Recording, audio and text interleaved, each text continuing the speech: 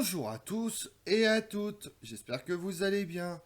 Aujourd'hui, on part sur les traces de la guerre d'Éthiopie de 1935-1936, connue comme la dernière guerre de conquête coloniale. Elle est surtout abordée sous l'angle de l'action terrestre et des usages controversés des gaz de combat par l'armée italienne. Aussi, l'activité des aviateurs italiens durant la campagne d'Abyssinie, pourtant mise en avant à l'époque par le régime fasciste, reste assez méconnue. Partons ensemble sur la terre qui se trouve au cœur des ambitions impériales du Duce. Au début des années 1930, l'Éthiopie demeurait un des rares États indépendants d'Afrique, excitant les convoitises du pouvoir fasciste de Benito Mussolini. Désireux de constituer sur le modèle mythique de l'Empire romain un empire colonial moderne, comparable à celui des grandes puissances européennes. La région de la Corne de l'Afrique était depuis 1882 la zone où la politique coloniale du Royaume d'Italie avait commencé. Une phase qui s'était cependant terminée par la désastreuse guerre d'Abyssinie et la défaite des forces italiennes à la bataille d'Adoua le 1er mars 1896 face aux armées éthiopiennes de l'empereur Ménélique II. Depuis lors et pendant plusieurs années, la Corne de l'Afrique n'était plus au centre des objectifs expansionnistes de l'Italie, qui se limitait à gérer les possessions dont elle maintenait le contrôle dans la région, la colonie érythréenne et le protectorat, par la suite colonie, de la Somalie italienne. Jusque dans les années 30, ces possessions ne faisaient plus l'objet d'un débat public, limité aux seuls cercles coloniaux et aux sociétés d'explorateurs, tandis que les relations économiques et diplomatiques italo-éthiopiennes restaient stables. Depuis le milieu du 19e siècle, l'Éthiopie est entrée dans une période de centralisation et de modernisation, accélérée à partir de la fin du règne de Ménélique II, qui règne de 1889 à 1913. Le décès de ce dernier est suivi par une crise politique et l'arrivée au pouvoir de son petit-fils dans une atmosphère tendue. Conditions de succession critiquées, politique religieuse remise en cause et antagonisme envers les puissances coloniales voisines Italie, France, Royaume-Uni marque ce court règne de 3 années.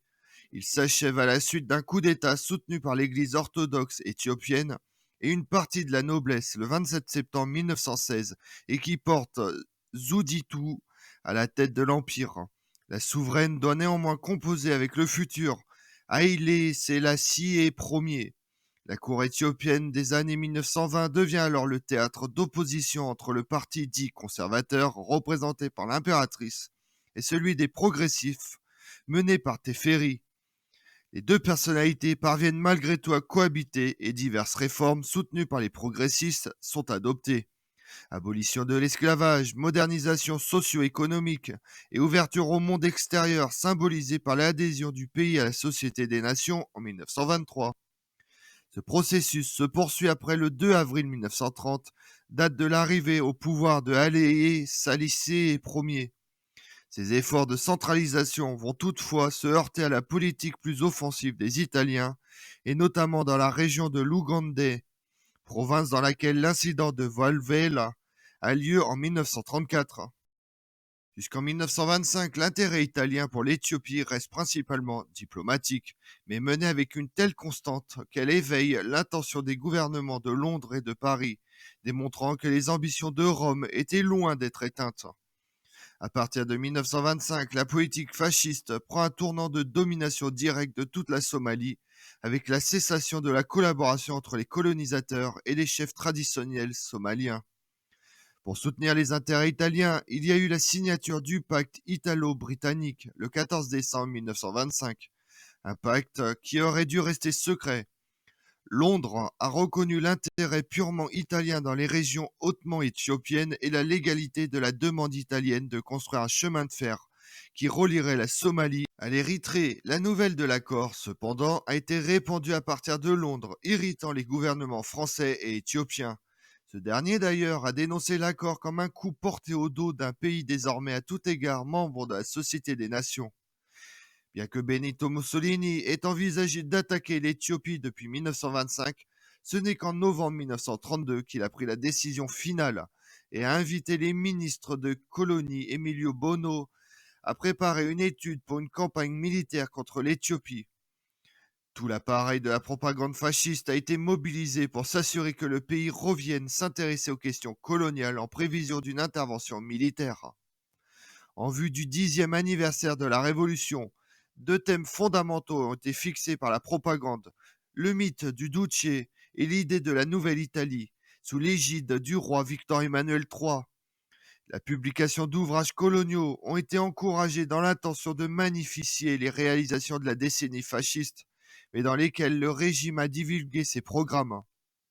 Sur les thèmes de l'expansion coloniale, le ministre des colonies a organisé des expositions commerciales, des expositions ethnographiques, des manifestations politiques, et dans le débat public sont intervenus des historiens, des experts coloniaux, des juristes, des anthropologues et des explorateurs tels que Lidio Cipriani, qui a publié des études dans le but de démontrer l'infériorité mentale des Noirs et l'attitude des Italiens à s'adapter aux climats tropicaux africains.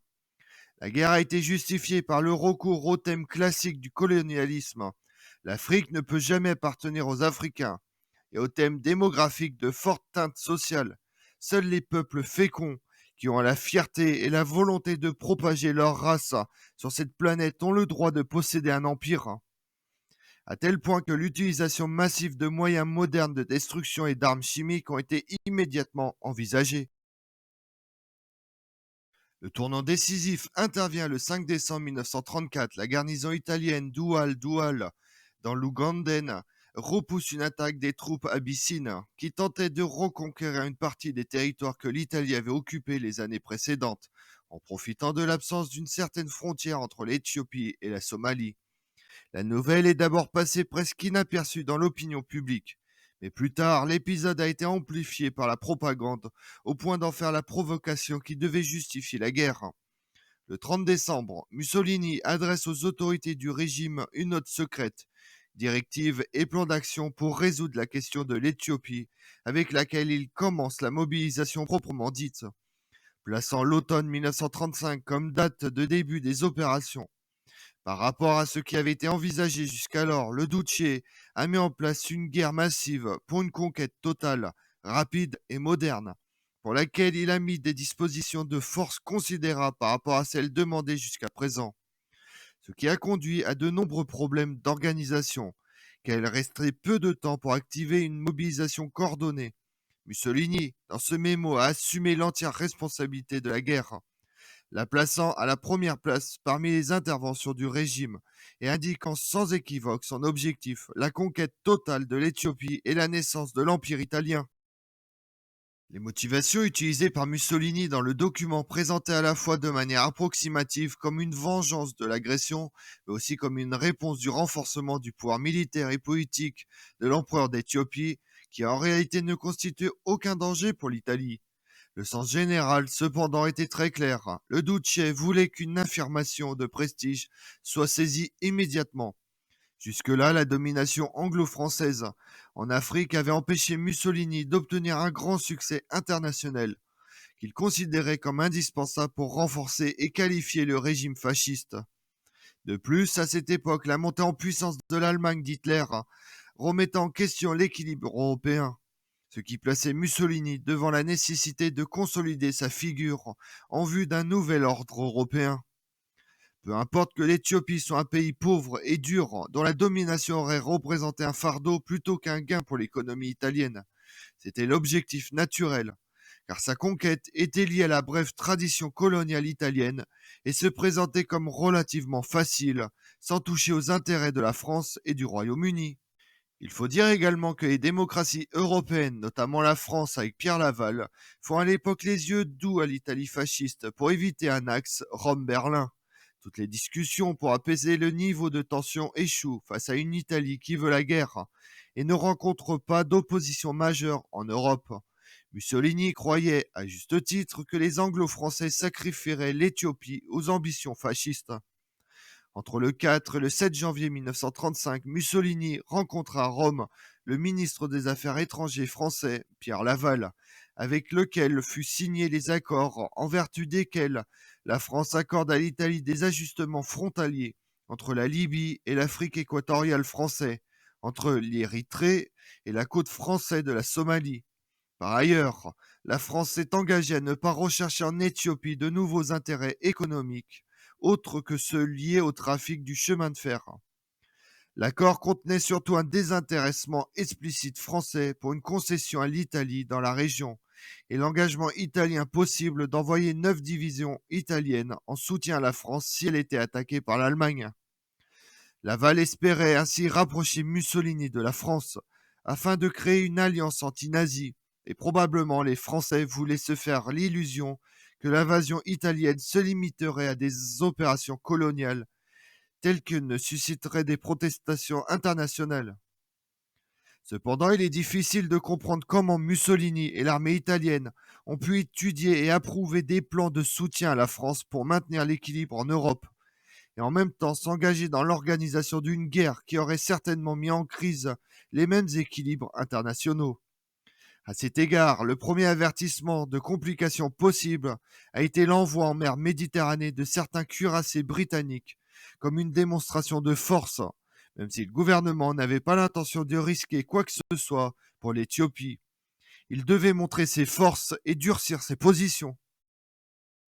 Tout en surestimant le pouvoir dissuasif de la Société des Nations et en comptant jusqu'au bout sur le soutien du Royaume-Uni, l'empereur d'Éthiopie a décidé d'accélérer le réarmement, prêt à dépenser jusqu'au dernier centime pour défendre l'intégrité de l'Éthiopie et à mettre à disposition toute sa richesse personnelle. De janvier à juillet 1935, l'Éthiopie a pu importer d'Europe, avant l'entrée en vigueur de l'embargo décrété par la Société des Nations, environ 16 000 fusils, 6 000 mitrailleuses légères et un demi-million de balles, chiffre totalement insuffisant pour contrer une nation industrialisée comme l'Italie. L'empereur se montre alors très déçu de l'attitude de la France, considérée comme la nation européenne la plus proche de l'Éthiopie. Seule l'Allemagne nazie, tout en n'espérant pas un effondrement du fascisme, avait tout intérêt à maintenir l'Italie engagée le plus longtemps possible en Afrique, pour alléger sa pression sur l'Autriche et les pays d'Europe du Sud-Est. L'Allemagne n'hésitait donc pas à fournir secrètement à l'Éthiopie des armes et des munitions. Les puissances européennes n'ont apporté aucun soutien concret à l'Éthiopie. Le cas le plus sensationnel fut celui du Royaume-Uni. Si en fait il essayait publiquement de servir de médiateur, il avait secrètement des positions ambiguës malgré le fort soutien populaire à l'Éthiopie qui, fusionnant en partie l'anticolonialisme, l'antifascisme et l'anti-impérialisme, se renforce en Grande-Bretagne et dans toute l'Europe contre la guerre que Mussolini s'apprêtait à commencer. Il y a eu des manifestations de soutien à l'Éthiopie dans le monde entier, de Paris à Londres, de Damas à Nairobi, du Cap à Mexico. Mais en général, il n'y a pas eu de mobilisation sensible comme cela s'est produit pour la guerre d'Espagne. Seules quelques centaines de personnes ont épousé la cause éthiopienne, allant remplir les rangs de l'armée de l'empereur d'Éthiopie. Sans déclaration formelle de guerre, dans la nuit du 2 au 3 octobre 1935, le général de Bono ordonne à plus de 100 000 hommes de commencer à pénétrer en Éthiopie sur un front d'environ 70 km, protégé du ciel par 126 avions et équipé de 156 chars, 2300 mitrailleuses et 230 canons de différents calibres. Un armement considérable pour une guerre coloniale. Sur la droite, le deuxième corps d'armée était dirigé sur Adoua. Au centre, le corps d'armée indigène devait se diriger vers le bassin des Tichio. Enfin, à gauche, le premier corps avait pour objectif Adigrat. Au cours des premiers jours, les troupes italiennes n'ont rencontré aucune résistance, à l'exception de quelques échanges de tirs sporadiques le long des routes principales, et en seulement 3 jours, elles sont arrivées dans le village d'Agridat et d'Adoua, laissées sans surveillance par la volonté de l'empereur d'Éthiopie qui avait ordonné à Ras Semoum de battre en retraite pour souligner l'agression italienne. La mobilisation éthiopienne s'est toutefois avérée assez lente, d'autant plus que les colonnes armées ont dû parcourir des centaines de kilomètres à pied pour atteindre le Tigré depuis les différentes régions de l'Empire. Une offensive majeure n'aurait pas pu commencer avant décembre. De Bono en était conscient et s'en tenait à cette tactique, décida de consolider ses positions en prévision de l'offensive ennemie qui lui permettrait de détruire d'un seul coup toutes les forces éthiopiennes. De Bono se rendit compte que Mussolini ne pouvait accepter une pause dans les opérations. Le vieux général fut bombardé d'abord de demandes, puis d'ordres pour une nouvelle avancée. La gestion politique de Mussolini, cependant, se heurtait aux besoins de la guerre. L'approvisionnement de milliers d'hommes nécessitait un énorme trafic de camions, et pour pouvoir les utiliser, il fallait transporter la voie ferrée, tandis que vers Adoua et Axium, il n'y avait que des chemins de terre. De Bono tenta d'affirmer ses raisons une première fois le 13 octobre, lorsque le Duce lui télégraphia l'invitation à commencer l'avancée de 90 km vers Macalé, puis une deuxième fois le 20 octobre.